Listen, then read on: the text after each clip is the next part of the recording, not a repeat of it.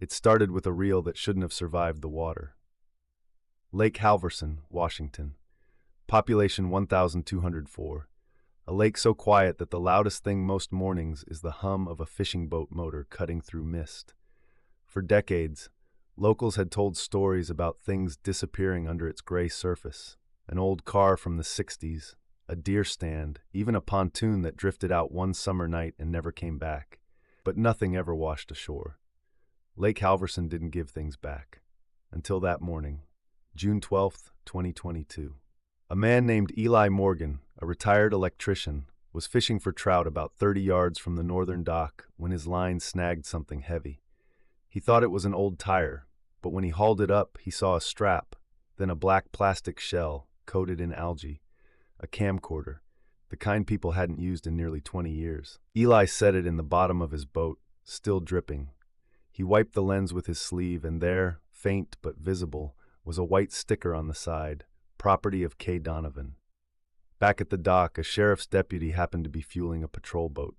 Eli showed him the find. The deputy wrote down the name, checked it in the database, and froze. Kelly Donovan, missing since October 2003. She'd been 22, a local college student who disappeared while hiking with friends near the lake's south ridge. According to her friends, Kelly had gone off alone to film a sunset over the water.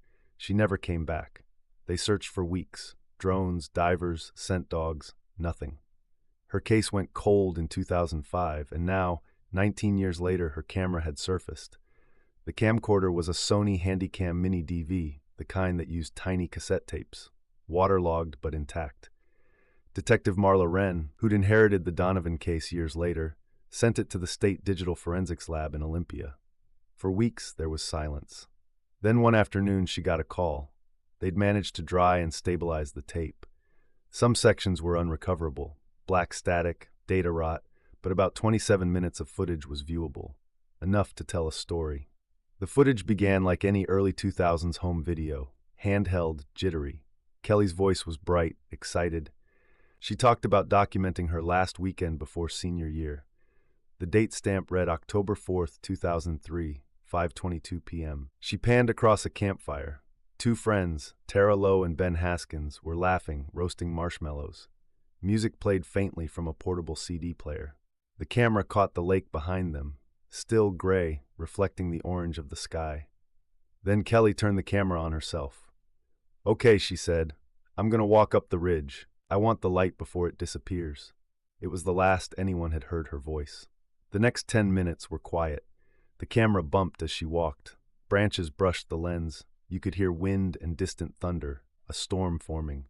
She reached a clearing above the lake. The camera panned, the water below, motionless. Then something strange, faint at first, a humming sound, low and rhythmic, not mechanical, almost like breath through a pipe. Kelly whispered, "What is that?" The camera turned toward the water. Ripples moved in concentric circles from the center outward. Then, without warning, the frame shook violently, like the ground itself had shifted, and the tape cut to static. After the static, the footage resumed. The date stamp still read October 4th, but now it was 7:48 p.m., more than 2 hours later. The view was underwater. The camera must have been submerged, facing up. Light flickered through the surface, distorted. You could hear nothing but muffled current and the faint clink of metal, maybe the wrist strap hitting rock. Then a hand drifted into frame. White, motionless. It hovered, then sank out of view. The frame held still for a moment.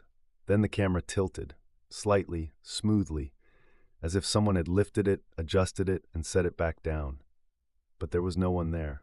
That's where the footage ended. Detective Wren reopened the case.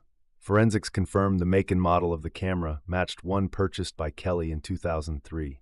Serial number consistent. The strap stitching matched the photo in her missing persons file. And then came the part that changed everything. The final movement, the tilt. According to the State Lab's metadata reconstruction, the tilt occurred 22 minutes after the camera had been submerged. That shouldn't have been possible. The device had no external power. It had been underwater too long. And yet, the accelerometer registered movement. The news hit Lake Halvorsen like lightning. Old rumors resurfaced. Stories of the lake that breathes, of fishermen who'd seen bubbles rise where no current should be. Kids whispered about seeing faces under the dock at night. Sheriff Gail Harper, a 40-year veteran, dismissed it as hysteria. "It's a recovered object, nothing more," she told reporters. "We don't traffic in ghost stories." But when asked to release the footage publicly, she declined. "There are visual anomalies we can't yet explain," she said carefully. The sheriff authorized a controlled dive at the coordinates triangulated from the ridge footage. 2 state divers, Mason Reed and Luis Petrov, went down first. Visibility, 4 feet. Temperature, 46 degrees.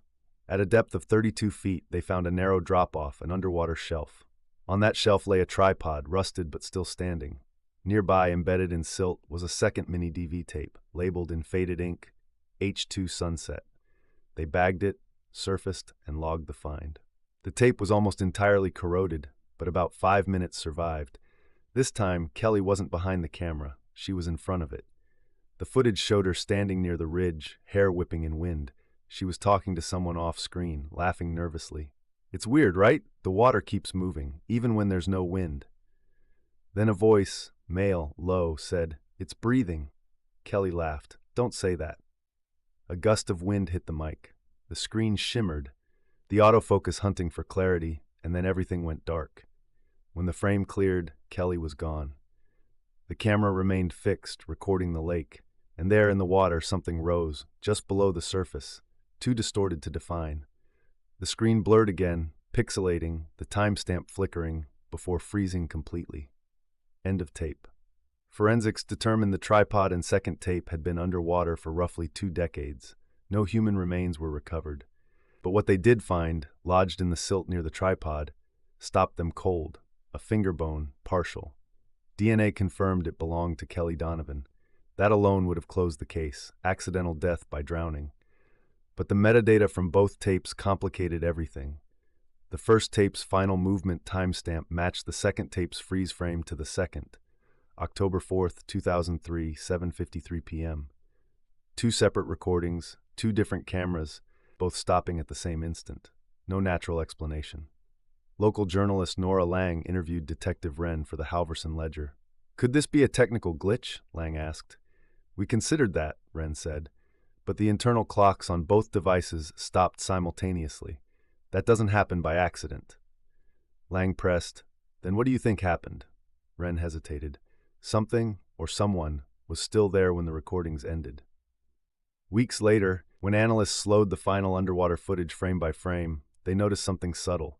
In the reflection on the lake's surface, just before the tilt, there was a face.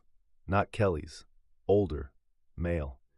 The same face seen, briefly, off-screen in the second tape. But Kelly's friends had both been accounted for. Tara Lowe and Ben Haskins were cleared in 2003 and had airtight alibis. The image quality was too poor for facial recognition. But when the still was enhanced, a badge glinted on the figure's jacket. A state park insignia. At that time, the only ranger on duty was John Nader. He died in 2010. In archived logs, Nader had indeed filed a report on October 5, 2003, the morning after Kelly disappeared. He'd written, "Heard thunder after midnight, lake still, no wind, noticed footprints by the ridge leading toward water, vanished halfway." No further notes. In 2004, he resigned quietly and moved 2 counties over. No record of misconduct, no suspicion, but one detail stuck out. When Nader died of natural causes in 2010, his family donated his belongings to the Park Service Museum.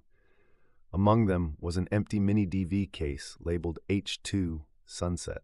Someone at the state lab leaked 30 seconds of the recovered footage online. It spread instantly. The clip showed the underwater frame, the hand drifting, the slow tilt upward. Viewers claimed to see ripples forming words in the reflection. Others enhanced the audio, saying they could hear a faint hum, like a voice repeating Kelly's name. Experts dismissed it as pareidolia, the human brain seeing patterns in randomness. But the footage had already taken on a life of its own. People drove hundreds of miles to see Lake Halvorsen. The sheriff put up no trespassing signs around the ridge. Still, at night, you could see flashlights by the waterline. One final forensic report arrived 6 months later. The internal movement sensor, the one that recorded the tilt, didn't match the orientation data of the frame. In other words, the camera hadn't been tilted by hand, it had been moved by something inside the mechanism, but no living thing could have fit inside that sealed casing. The report ended with the line, "Cause of movement undetermined." In 2023, a small memorial was built near the ridge, a stone marker engraved with Kelly Donovan's name. Her parents, now in their 70s, attended quietly. When asked what they thought of the recovered footage, her father said only, "It showed she was still trying to tell us something." 2 months later, during an unrelated maintenance dive to clear debris from the lake, the sonar team picked up a faint metallic pulse, rhythmic like a ticking watch. They triangulated it to 30 feet below the surface, near where the camera was found. When they lowered a hydromic, the sound came through clearly. Tap, pause, tap, tap. It repeated 3 times, then stopped. No source identified. When the divers returned the next day, the sound was gone. But when they reviewed their equipment footage, the timestamp displayed something impossible. October 4th, 2003. The lake gave back the story, but it kept the ending. If stories like this keep you wondering what's real, remember to subscribe to Hard Tells, where every truth leaves an echo, because some things sink for a reason, and some rise when they shouldn't.